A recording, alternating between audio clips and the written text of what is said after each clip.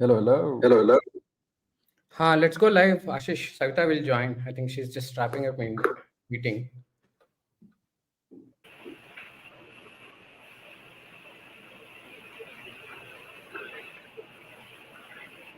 Okay, so looks like we are live. Why? Wow. Hey everyone. Hi Victor. Hi Achyut. Hi, hi.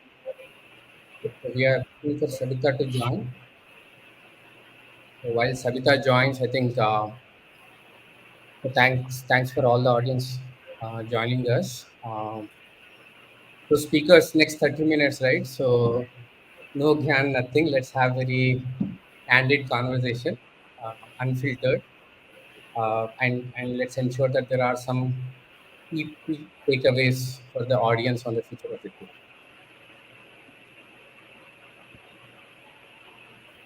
And attendees, if you have any questions which you want panel to answer, please feel free to post your question in the comment section. Uh, First 30 minutes, it will be a panel conversation, and last 15 minutes, it will be a Q&A session.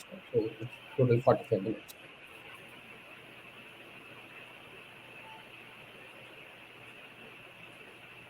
So let's, yeah, Achut, I have think you so. realized that when the webinar starts, the first 30 seconds are the most awkward ones ever, Oh, I can right? allow No it. one.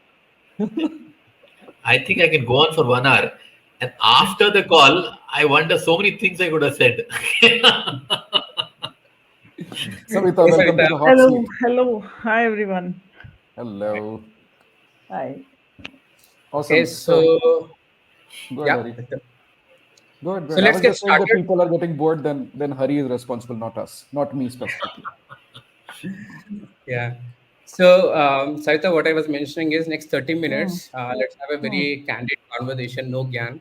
It's a very unfiltered one. And Yes, let's yes, ensure that yes. there are some practical key takeaways for attendees. Sure. So, so let's get started. So when we talk about future of recruitment, right? Every event you attend, every day morning you open LinkedIn, Facebook, or anywhere, people talk about artificial intelligence, Gen AI in recruitment, AI in sourcing, AI in screening, AI in interviewing, engagement, etc. And part of it we also tell that on the sourcing side of it, right? So what is that the theory which we read and hear in these sessions are actually converting into practical solutions? Means, are you just really implementing in a practical scenarios whatever theory we read? Is it actually happening or not? So I would like Savita to get started on this. What's your take on this, Savita? Yeah. So that's a great question, Hari. So I think there are two things. If you look at the way in which this AI has evolved in the last few years, earlier it started off by saying that it is automation. It is just recruiting operations and recruiting. Everything was getting automated, and then this whole layer of AI has got superimposed on that, along with machine learning to make it more intelligent, right? So earlier, so what I see is most of the tools that and even the portals and whether it's Naukri or LinkedIn or the common ones what the people are using, they have already there's a lot of elements of AI already present in it.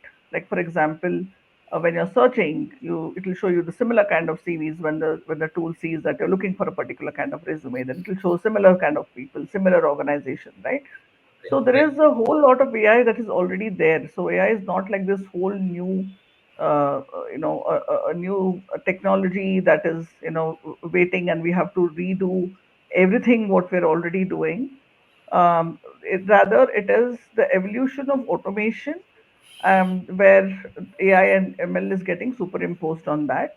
While there are certain tools available in the market that is more focused on using predictive analysis to help recruiters, most of the tools what we're using already, what is commonly used by everyone, even without people knowing, there is Yeah. a element of AI that is already there, which is more of intelligent automation, is what I would say, a little more. But of course, yes, there are tools in the market that use predictive analysis to help recruiters better. So I do think that it again depends on the affordability of the organizations to buy those expensive tools. It is there. It is there to a large extent. It has come into our living room, so as to say that we see that happening in our daily work. Got it. Got it. I mean, you don't have to really change your entire systems and tools just to say that I'm implementing AI and machine learning and predictive analysis in our everyday screening and sourcing. So it has already crept in. Yeah, It's like your evolution of your smartphones or evolution of what phones used to be earlier to what it is today. got it. So our function is people function, right? So there's a lot of emotions involved. Candidate getting selected, candidate getting rejected, hiring manager rejecting all our candidates. Right. So there are a lot of emotions involved in this function. So now the question to AK is, with so much of people function, there's a lot of human touch points, right? So you keep the technology aside, right? So there's a lot of human touch points are required in every stage of it. Be it a sourcing stage of it, when you do the first pitch of a candidate, then selling it to hiring manager, pitching it to hiring manager, scheduling, offer, communicating the rejection part. That is the most tough part for recruiters, right? So how do we balance this tech and human touch point element? Uh, Over the years, we are seeing the technology evolving. What is your take on that? Where is that we can? Is there a balance between the technology and human touch point in the process? What is your take on that? Hey, thanks for the question. I mean, I belong to an era where I began recruitment when there was no technology. Okay, I Yeah, started before Google, before LinkedIn, before email, before internet kind of a thing. So I come from a totally practical kind of situation. See, you need to worry about automation only when you get the whole process right in the first place. Okay, you get it right in the first place, then speed it up and get it at scale is another issue. No point of going and having you know, a very massive engine kind of a thing if you're running on the wrong highway or stuff like that. So to me, what we should do is it's all about humans. Okay, I'm actually surprised that we are talking in terms of technology. Technology should only enable the thing. And if you yeah, do look, I mean, if I were to kind of say the whole proof of the pudding in a recruitment is in the eating. Okay, so it's not, we are getting carried away by this hype, okay, about the speed and stuff like that. I would feel that a particular hire will be effective not just when the person joins, but the person stays on the company for a year or two and then is ready to take on responsibilities of higher order. That's the kind of no, magnifying glass you must be looking at. But now, just because we've got a hammer, okay, we keep looking for a lot of nails to keep hanging. Hitting. yeah, So I personally feel because of the traditional stuff, we always thought that manufacturing was the first activity which got automated.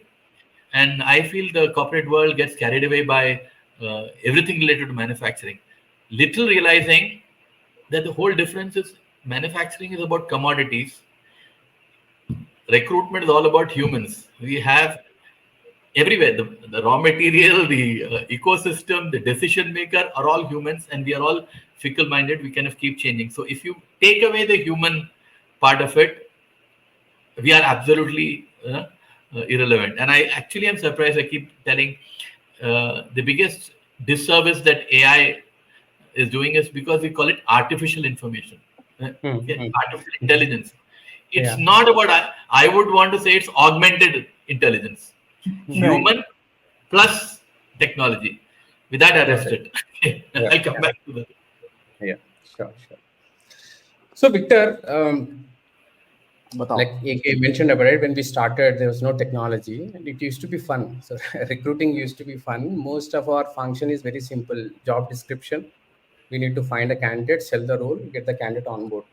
That's it. There was no talking about chat GPT, AI, and all those stuff. And there also, the companies got scaled and all this stuff. And it used to be fun. Maybe it is fun now also. Uh, but Do you think, are we changing for good with all this technology and AI coming in place?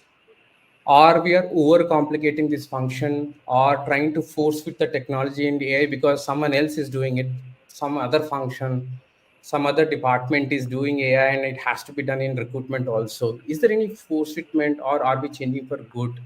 How do you see this whole transformation happening? Okay. The answer would be long because there are multiple tenets to this question itself. One, before I answer that question, law of diminishing returns is something that we don't understand. We got married to the 80-20 rule too fast, too soon, too early, and thought, oh, you know what, this is the love life of my life. Like 20% of my efforts, giving 80% of the returns, that's the math that we will follow. Law of Yeah. diminishing returns says something different.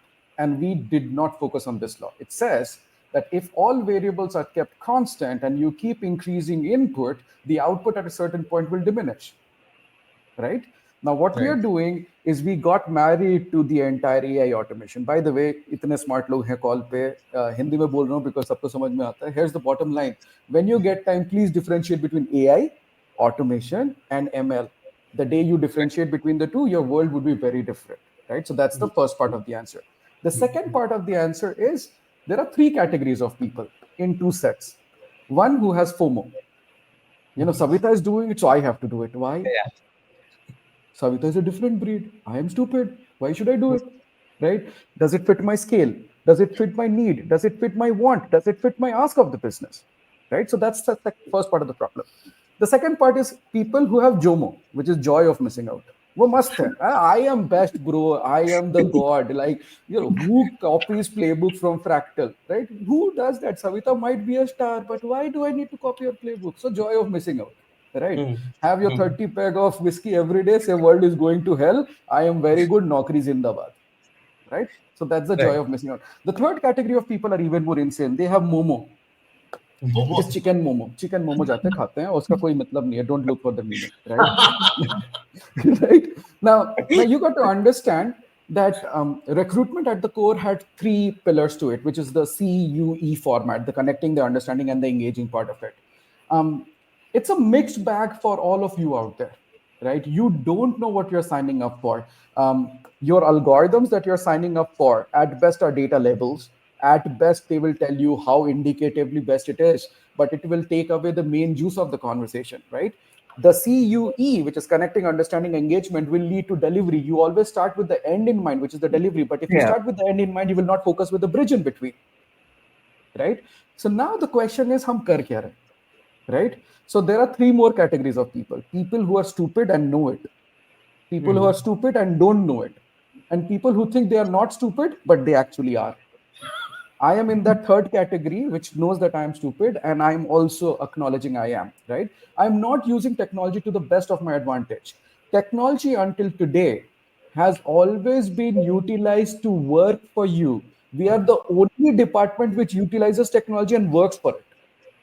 Like a project manager will spend more time working on the project than actually managing the project, right? Think about Mm. it. Mm. Mm. So now the question is, are we really doing it for the heck of it? Yes, 100%. We don't know the right reasons why we are using it. And here's Yeah. what we have in the process, right? Take a pause and reflect on it. AI and automation and anything in between cannot be a proxy for efficiency and productivity, and we are stupid enough to use it as a parallel in a conversation, Yeah. right? If you take a pause and reflect on it, organisation में कौन पूछ रहा है भाई कि AI चाहिए? कौन बोला? बोर्ड बोला? Correct. नहीं बोला, राइट? CEO Mm. बोला? नहीं बोला. The point here is the leadership out there is asking for you to perform your job well. You have to figure out where do you have to fit that in, and in the process what we have done, AI technology etc will solve for broken problems, the boring problem first, than solving intellectual problems. So what are the boring problems? This is where you have killed it, right? Mm. We Mm. have gone from recruiting to transaction just like that, just like that, right? We have sucked the soul out of screening because yaar automation hoga badhiya hai sir. Engagement, programmed canned responses. Do you think we can't see the difference between you stood top of the line, that line is not standing out for every other audience out there, but you can't put efforts to that? Now, what are we hearing in between? Earlier there was a thrill of chase. AK is that OG material who was chasing the thrill, right? Now I hear the hum of the servers. That's the basic difference between this, right? You can give a Swiss Army knife out to someone, but here's something: बंदर के हाथ में missile दोगे ना, वो पहले तो उसको उड़ाएगा, फिर खुद को उड़ा लेगा. Right? We are monkeys. Don't give me a missile yet. I'm not ready for it. And if you get a missile, please know where to fire it and when to fire it. Bottom line, the use cases are great. It will solve for the boring problems. But here's the best fact, and I like dropping nuggets out here. 21% of organizations have only been able to start from talk to action. Only 21%. That will give you the meat of the material. Like, hey, you know what? हम जो बोल रहे हैं वो translate नहीं हो रहा. Only 21%. You can have higher efficiency in your screening. You can have higher efficiency in your, so to say, movement of the funnel. I get that. First touch point, I get it. But after that, the recruiter's job was to focus on the call. How can you say we are people first and at the same time replace people with bots and expect human efficiency? Right? AK brilliantly said there is proof in the pudding. There is no proof. There is no pudding. We are hungry people. We are recruiters. We'll always go hungry. Right? Who is putting a budget aside for tech? Tell me that name of the company, and that company needs to be celebrated. Company needs to be celebrated because someone wants a recruiter to focus on the call more than doing that shitty stuff of copying this from that. The director will say, hey, you know what? You make your separate Excel sheet. Even you have an ATS. The department head will say, I want to look at all the ATS's report, but you know what? Give it to me in Excel so that I can look. So ATS क्यों खरीदा था भाई? Why? Right? Correct. We are a child of consequences. We are extremely stupid. That's it. We just don't. So Victor, all the three, JOMO, FOMO, MOMO, right? So whatever it is, right? So they have implemented the technology. Some implemented for sourcing, some bought ATS, some implemented bots, whatever it is, right?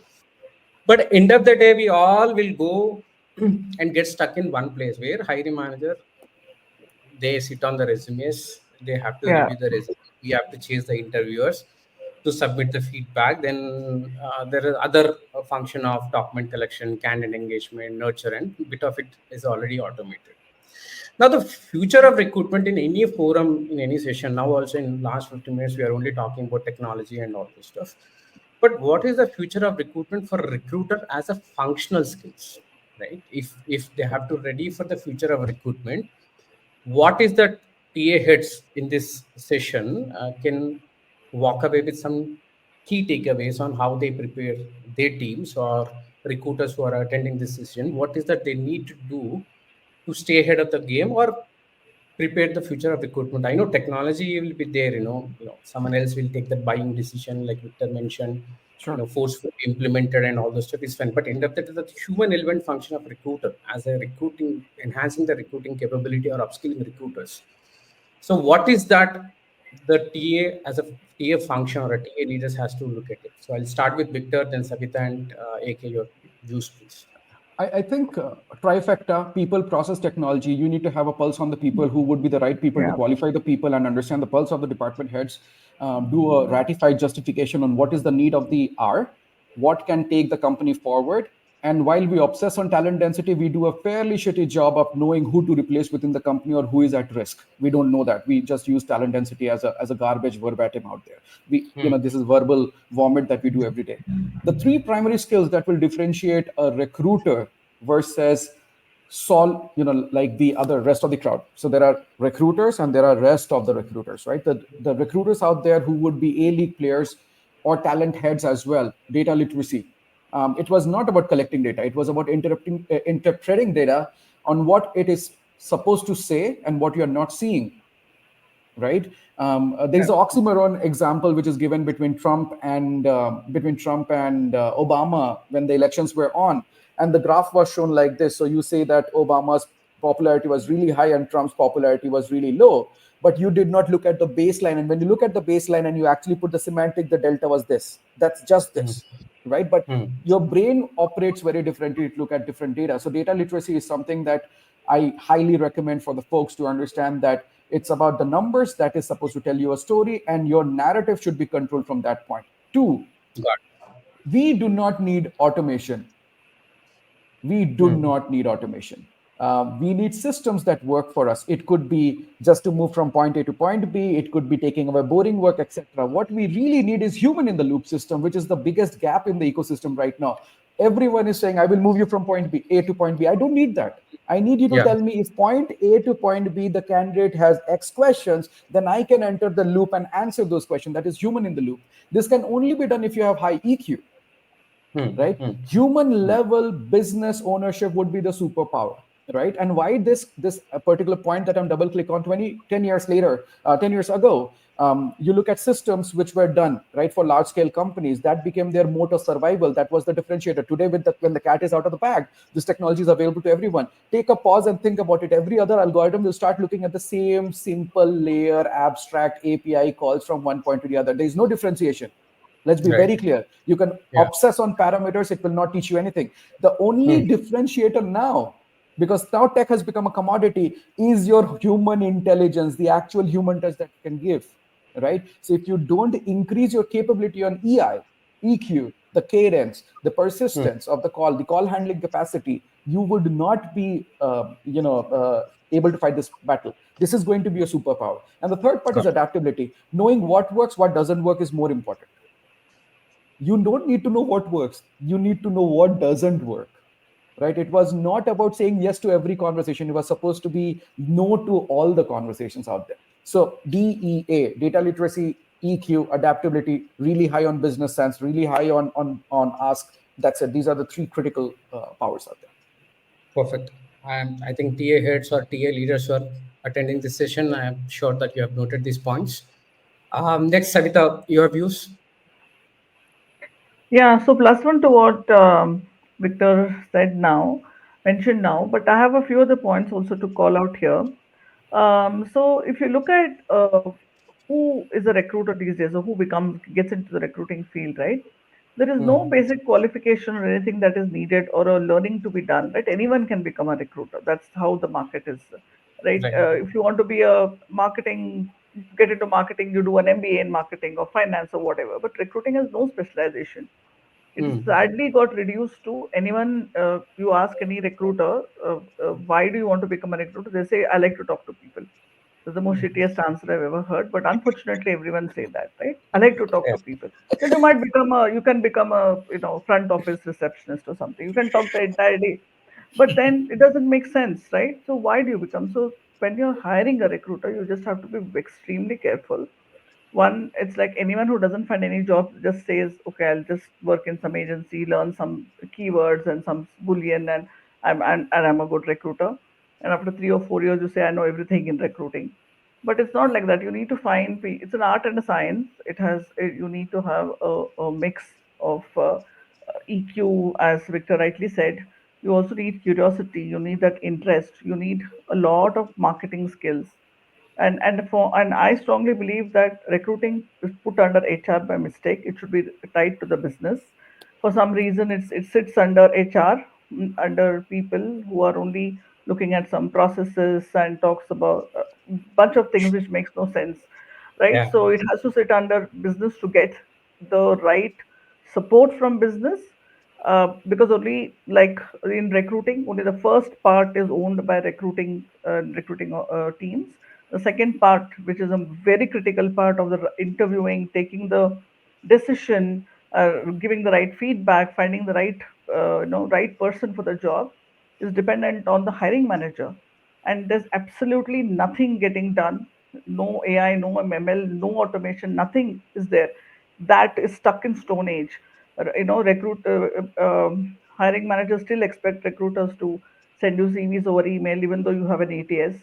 And call them, WhatsApp them, chase them for interviewing time, interviewing schedule, chase them for feedback, and then you get this one-liner cryptic message saying not मजा good, नहीं yes, maybe, मजा नहीं maybe. आया. Huh. Maybe that's the worst thing, right? Like, what is maybe? Yeah, and even they have no justification. And then you bring people into a room to ask, to do a huddle to find out if the person is fit, then they'll go with the majority voice. If the hiring manager says no, then his team, whoever has interviewed, will also say no, and they'll reject the candidate. Or they find a good candidate and say, oh, we want to see some more candidates before we can decide. So all kinds of nonsense happens in the second part of the whole cycle, right? And that is the most difficult part. So you need recruiters who are tenacious enough to handle all this, to show the hiring manager the mirror, and tell them the market reality. Data literacy, of course, goes without saying. And Yeah. then the interest in numbers, interest in targets, interest in having that marketing bent of mind, what to sell, what not to sell, how much to sell, all that is very important. So when you have hire a recruiter, it is very important to make them go through an induction program which captures all these elements, because sadly nobody teaches that in the market. There's no course to teach you that. Of course, there Yeah. are courses to teach you how to source, perhaps, but not the rest of the things, which is very critical. Because learning Yeah. to source can be taught, but how do you handle all these difficult people, and people, the hiring managers and that entire business, it only comes with experience, and that is very critical. And also, I think recruiting is not for everyone. So my only submission to everybody, this thing is that please find something else to do. If you don't like recruiting, it's a very tough job. It's not for the people who don't have a strong stomach. So yeah, and yeah, so we have to be extremely careful because there's just too much of availability in the market, but not the people who really will fit the bill. Hari, I want to double click on something that Savita. Savita, love you for saying this. But one point that I want to double click on this one is, if anyone can do recruiting, everyone is not doing recruiting. Yes, I want to say that very absolutely. clearly. If Yeah. Yeah. anyone Absolutely. can do recruiting, not everyone is doing recruiting, period. Yeah. All yours. No, on the learning point, we'll come back again, Savita. I have more to add there, but let's hear AK's comments, and then we'll talk Yeah. more on the learning part of it. Fair enough. I'll try to zoom out a little bit because I personally feel, in fact, even we are guilty of it, Hari. Even in this own webinar, you somehow kind of mentioned that the starting point is sourcing, then screening and selection. I would want to say that there's one Requirement step gathering. before exactly scoping. Yep. Okay, and I think the scoping is going to be extremely different for different sizes of organizations at different life cycles of growth. So therefore, we somehow have got fascinated by the execution part. I mean, if I would look at a doctor's job, okay, a doctor also has a two part of it. One is the diagnosis, and then the prescription and the execution. So sourcing and recruiting is more become the execution part. Whereas I would feel that we should be able to understand, okay, and it's not just one part, okay, that's the organization thing.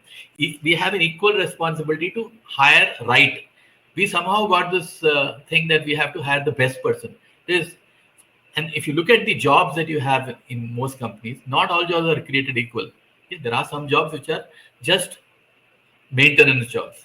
There are some jobs which are development jobs, okay, not just technology. So you need different temperaments to do the different kinds of jobs.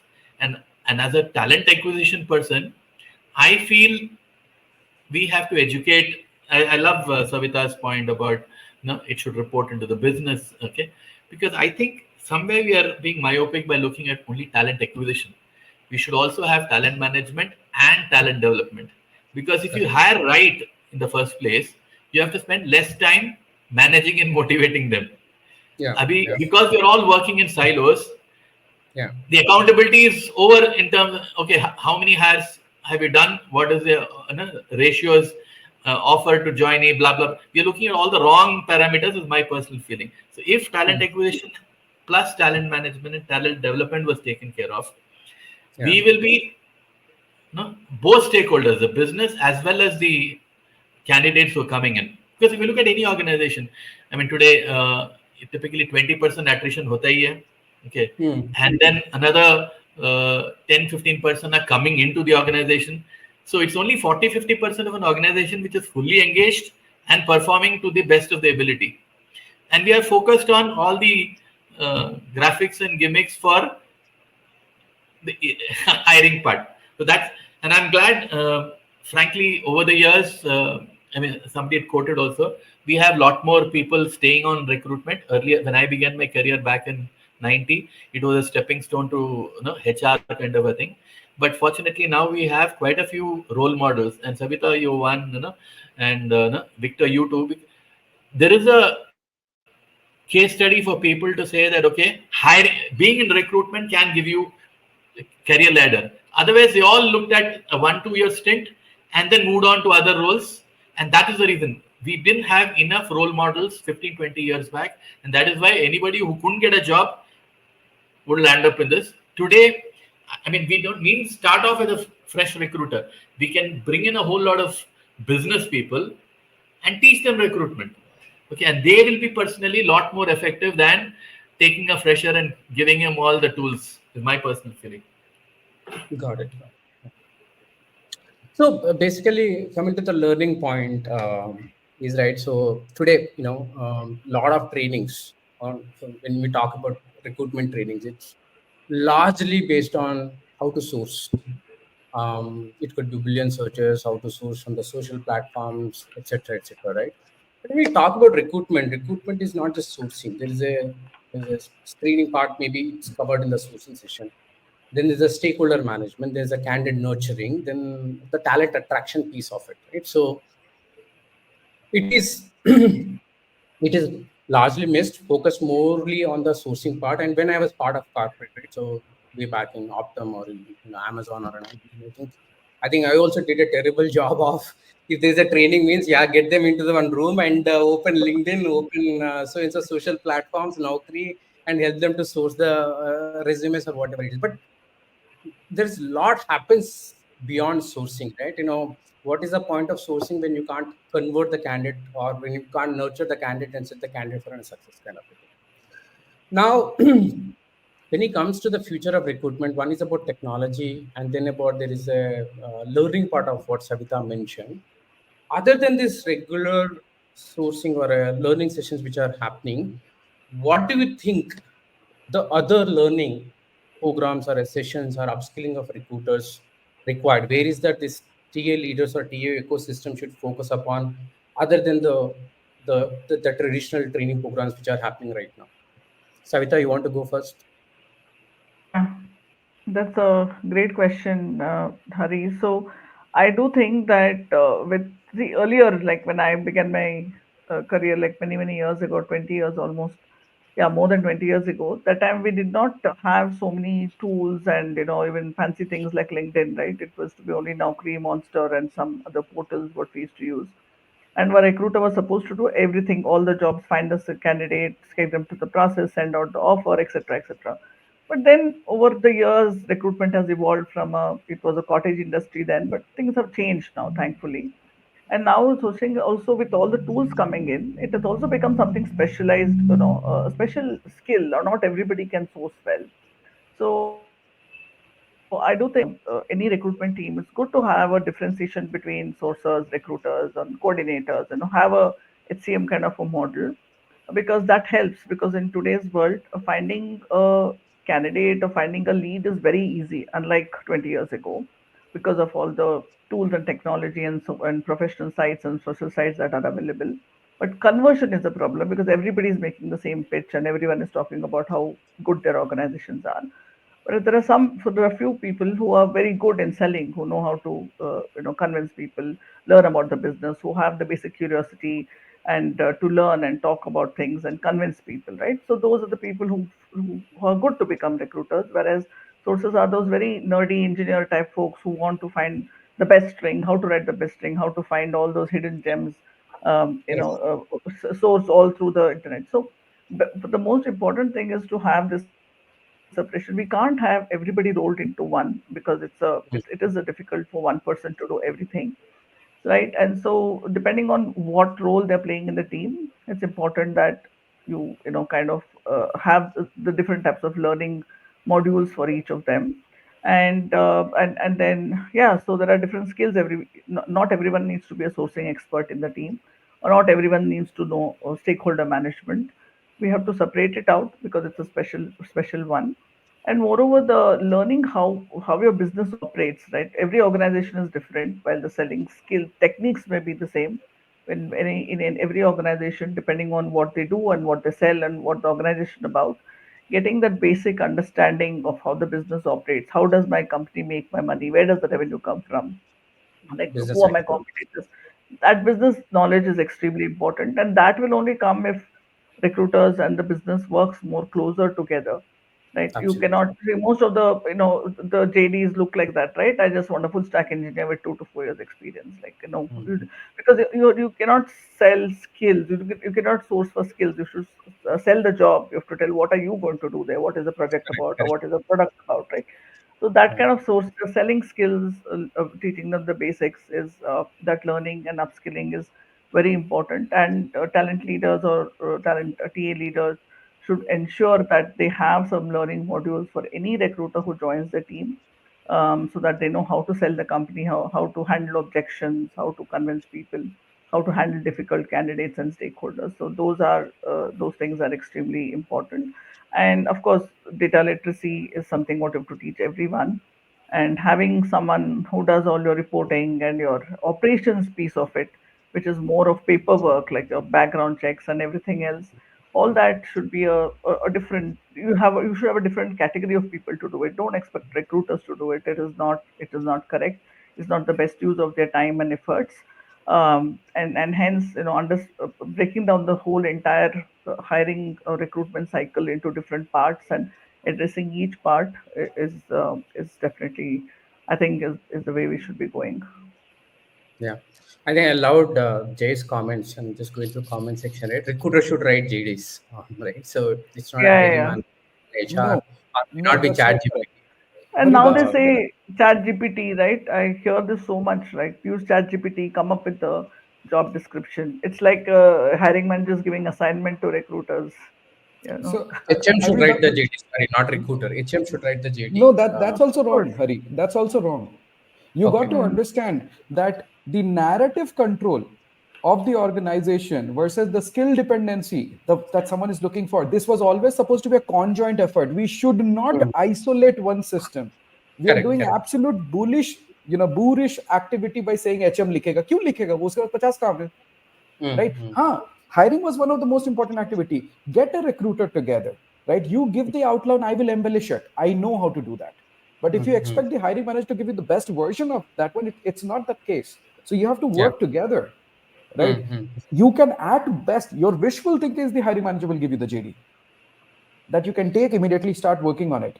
But the Correct. reality is, to translate from what they're doing to a utopian state that you're chasing, you have to sit down with the recruiter and formulate that really well, right? There are two main problems out here. People who are thinking ChatGPT is the only generative transformer that you can use for writing your JDs is absolute garbage, because it will give you the same JDs every single time until you set the right context.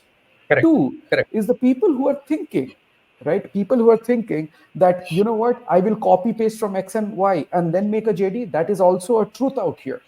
You can use that as a baseline for your input, but it cannot be ideological copy paste. There are companies out there on LinkedIn. If you spend time, looking at this, you can take one JD line of a company and paste it, and you will see everything everywhere, Mm. right? Yeah. Because people are doing the same copy paste forever. No Got it. one wrote a genuine JD, right? But So we know now, the modality out here. correct. So अपने style में, in the interest of time, bullet points. What are the two areas where recruiters should focus on upskilling themselves, other than the sourcing, Boolean search, social sourcing, and all the stuff? Two areas where they actually need to invest, but they are not investing right now. Okay. Sales and marketing, two specific modes. One is call discovery, call handling capacity, objection handling. That is the sales mode. Now let's come to the marketing side of content marketing, brand advocacy, brand marketing, and outbound reach outs. Out. That's the genesis of the entire problem statement. Got it. Yeah. Okay, your Yeah, thoughts? Yes, for me, I think plus one to what Victor says. In addition to that, I think we should understand our technology as well. What are the mm, new things? What is it? And some basic understanding of technology, where the things are moving, and about their organization. Like, how does my company make money?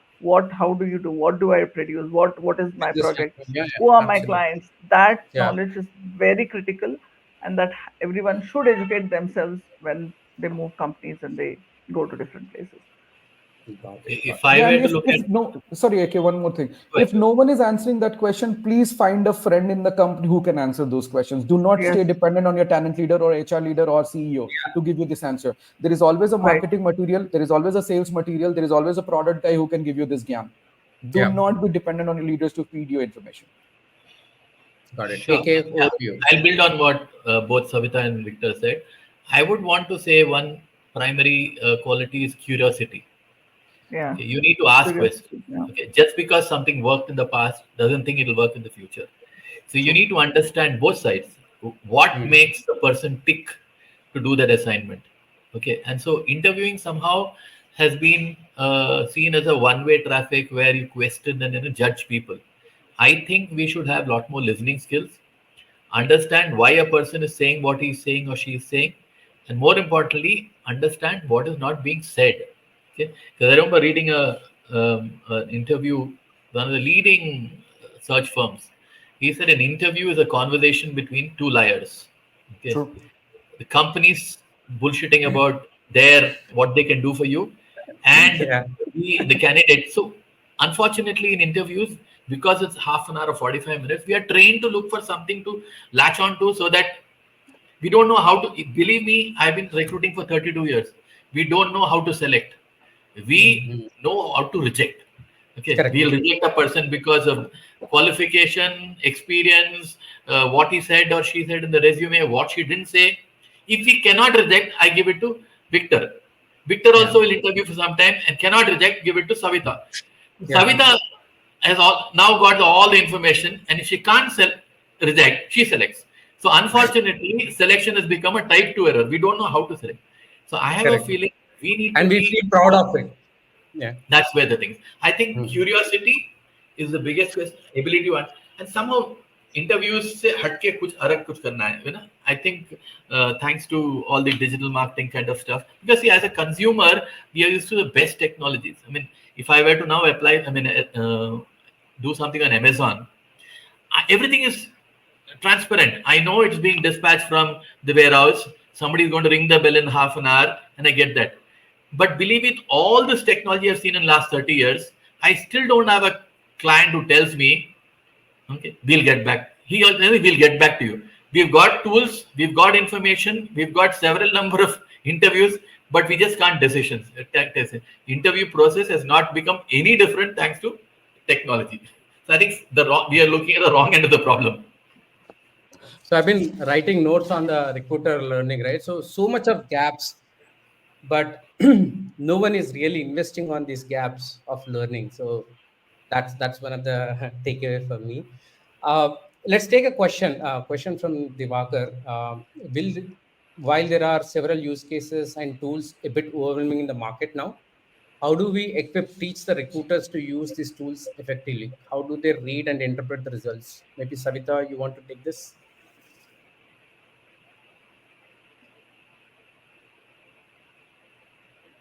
Sorry, my internet was went down until. Can you please repeat the question? Yeah, so there are several use cases and tools a bit Yeah. overwhelming in the market, right? How do we equip or teach the recruiters means of adoption, and Yeah. how do we read and interpret these results?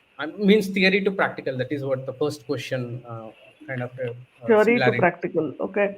Yeah, So with dime a dozen tools available in the market, first of all, we have to ascertain what works for our organization and what do we really need the tools, or what do we need, what kind of tools are required, and then what kind of learning. It should be more. I think it should be customized for as per your organizational needs. We should not just go and do it just because it's the new thing or the newest kid on the block, and I want to learn it or I want to bring the tool. Customizing it as per organizational needs is the first important. Sieve through the noise and see what makes sense to you. That is, I think, is the first step. That is what we need to do. And secondly, you can buy any kind of tools, but adoption becomes very difficult. So doing a trial and looking at the different tools with a small group, doing a pilot, seeing some early results is very important before you go all out and make everybody try get everybody onto some fancy tools that are available in the market.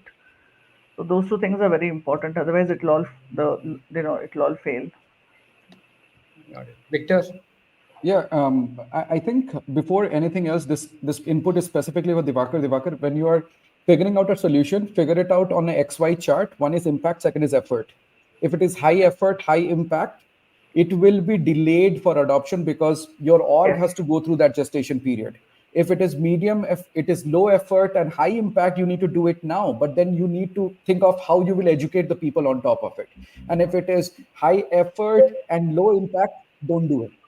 These are the three operations out there. Now, the Yeah. second point that you need to understand is there is a shortcut, and let me brand right a little bit.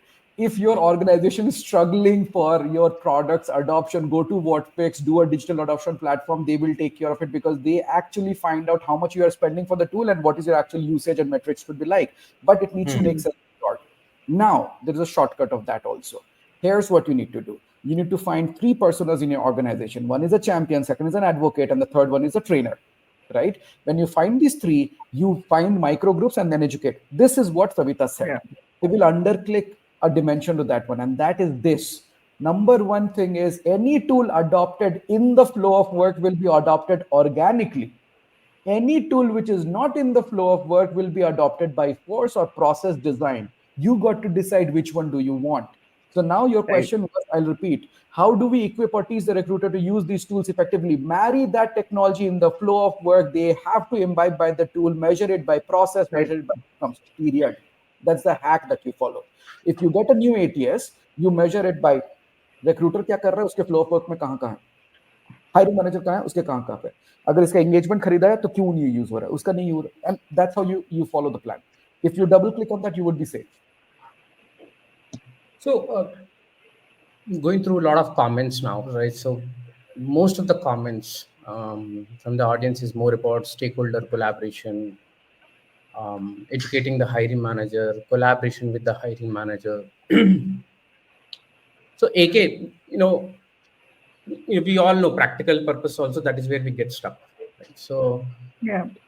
what it is, do you think the technology can solve the problem? It's a human touch point, or maybe perhaps not both? So maybe it is a how the recruiter need to learn how to collaborate with the business leaders, like Savita mentioned about developing the business acumen. Hiring manager looking at the TA function as one of the core function than the transaction function. So what is the learning area for recruiters here to collaborate well with the stakeholders, partner well with the business leaders, and they also look at you as an equal partners in terms of building and growing the teams? What is that they need to do? Okay, let me say something which is contra. Okay, I've been a third party vendor or a partner, Yeah. so to say. Okay, I personally feel the onus today on hiring right or wrong falls straight away in the TA team. Whereas I feel the hiring manager is equally important for the success. Yeah. Tell me one company where a hiring manager's KRAs include developing people, hiring and developing people. Yeah. What gets measured gets done. Okay. Today, I have I've been working for over a few thousand companies over the last 30 years. I can't see one hiring manager whose increment is tied to his ability to attract, retain people, and grow them. Unless that comes by, people will continue to work in silos. Okay. If you're a leader's job is to create more leaders. Okay. We are all happy in retaining the kind of people with throwing some socks here, there, everywhere, giving them a training program or reward. Okay. So I have a feeling in it, one part of the hiring manager job is to ensure that have we found him or her accountable. Okay, if a Yeah. company, that's where the starting point. Moment you start evaluate, then it becomes everybody's job. Okay, a lot more gets done when you don't care who gets the credit. Here, a recruiter's job is a thankless job. Okay, and everybody else goes away scot free. I'm an outsider. I have no axe to grind, but I don't Yeah. know how he. So I'm both, right? I was insider, Yeah. now Both. outsider. So question to Victor is, hiring manager को कौन सिखाएगा ये सब? So we are all talking about learning about Absolutely. recruitment technologies and all this stuff, but the key stakeholder is hiring manager, where the education is important. This is what is happening in the recruiting space. This is what we are doing, and your role is also changing now. The hiring manager, from at least I started in 2003, from there to 2024, the role is same. They write the job description, they send it to the recruiter, they review the resumes, they interview the candidate, they put the comment, and then they tell the recruiter कि कितना salary पे close करना है and all those stuff, right? So This is the standard. Okay. Now, in the future of recruitment, in this the topic we are talking about, we spoke about sourcer, recruiter, and the ecosystem. What is that hiring manager should do, and who needs to educate them, and what needs to be educated upon? Victor. Great. I think the first line is a line that I believe Tesla को भी charge करना पड़ता है. खुद से charge तो होता नहीं है, तो टेक्नोलॉजी लेके करोगे क्या, right? So the joke that I'm double clicking on here is you can get the best of the best brains out there, right? And call them your hiring managers, give them a pedestal, wish them the best, give them an iMac, throw money at them, and all of it. But if you don't fundamentally, just foundationalize the cementize this entire thought process that we are what we serve to our people, till that time nothing will change. And here's the best part: we yap a lot about culture, but recruiting culture is the number one missing piece in your organization. And who is responsible? The freaking CXOs out there. Correct. Lot of lip service, right? Dollars, हम ये करेंगे, retention churn. कभी बैठ के हमारा दर्द सुनो, हम भी पिलाएंगे तुम्हें, चलो तुम्हारी तरफ विस्की नहीं पिलाएंगे, ओल्ड मॉन्क तो पिला ही सकता हूँ. So it has to translate from that thought process itself. It always will be top down. Now the second part for the recruiter, someone questioned, how do we make an impact? Madam, मांगने से इज्जत नहीं मिलती, ना खाना मिलता है, कमाना पड़ता है, right? John says this, John from Cred, who's building the socials, John says brilliantly, he's like, इज्जत पैसे बहुत कमा ली, इज्जत कमाना बाकी है. You will always be expendable because he brought no value to the organization. We did not add anything to the hiring manager. We did not help him understand that, boss, you suck. Here's the people at risk. These are not the right people. I know for a fact I've fought with my CEOs and I've proven their decision wrong. Right? But it took me pain to get to that level. First, I was looked at, hey, you know what, why is he yapping so much? 2, why does he think he knows so much? 3, yeah, why does he have to prove so much so soon and so early? Right? Why does he have to take everything as a conflict standpoint? Why does he come from a challenge culture and so on and so forth? Yes, I was looked down upon. Gradually, when my bet started playing for them, then they understood that, you know what, he's fighting for the bigger cause out here. And here's why the top-down approach is the only way you can reduce the travel time to the center of the equation out here. So it has to be double. Now the third part. Here's the best thing, right? HR works for the entire organization. HR doesn't care 2 shits about the recruiting function. Yes. HR BP, HR team के साथ बैठ के, मतलब TA team के साथ बैठ के बात करें, मुझे बताओ, मेरे से आज किसी का दर्द पूछा आज तक? क्यों? हम बेकार हैं. Right? वहां पे बोला जा रहा है, you have to work on function. You will do burnout retreats for your entire company. You will do burnout retreats for sales. You will do burnout retreats for marketing. If their revenue is screwed up, you will make them sit in a room and then the entire leadership will come and let me solve your problem. But when my funnel goes for a toss, no one comes in and they will obviously point fingers. Yeah. There's a problem with Victor. That's the mindset that we are operating with. Here's what you do. If you want to give a tight slap, you have to first roll up your sleeve. Yeah. The slap hasn't happened yet. Then you have to condition in your head that if I do apply a force, it is going to hit the face at this level with this tenant and this Newton, and there is a red rash that will come, and essentially I will be fired from the job. If you can fight it at that level, bring the fight on. Leaders will not back you up. Know that fight is going to be solo. You can only fight it with credibility, and do not expect the system to be with you. So who is educating the hiring managers? They themselves. 2, the world outside, the leaders community out there, outside the orbit of people out there, right? They also don't educate the other ones. True. They are doing a shitty job saying that, boss, I tried this with my recruiters, I'm getting better results. No one is doing that. So 1, hiring manager sucks. Hiring manager's orbit sucks. The CEOs don't want to do. तो उस company में तुम बैठ के क्या करो? निकलो कहीं और जाओ. Right? AK did not say one thing in this call, and I will double click on this. AK rejects working with companies which calls him a vendor. If you don't call him a partner, he doesn't take those opportunities. Sorry for spilling that out. Absolutely. Very good. Yes. Absolutely. That's how you wear your pride on your sleeve, your heart on your sleeve at the same time. Yeah. Amitabh Bachchan का एक line है ना, फेंके हुए पैसे में अभी भी नहीं उठाता. Exactly. Yeah. Right. AK OG Amitabh material.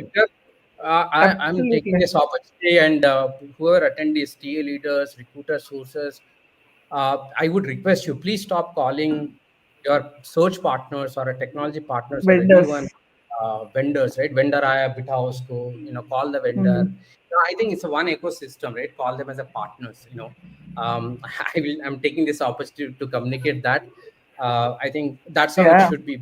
we all belong to one ecosystem, right? So, and then we have to fight with the other ecosystem, hiring manager, business leaders. We need to coach, educate, engage, and all this stuff. So, that is one thing. And we have only 4 minutes.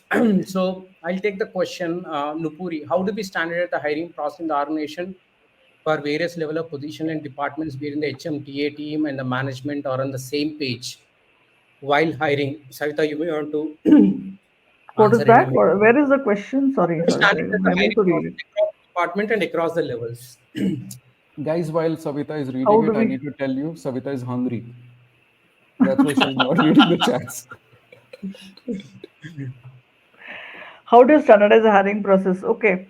All right. So first of all, right, this is a very nice, good question. But I mean, it's there's a lot of effort and work that needs to be done here. First of all, for all your roles and the grades or the levels what you hire in your organization, you need to do a competency mapping.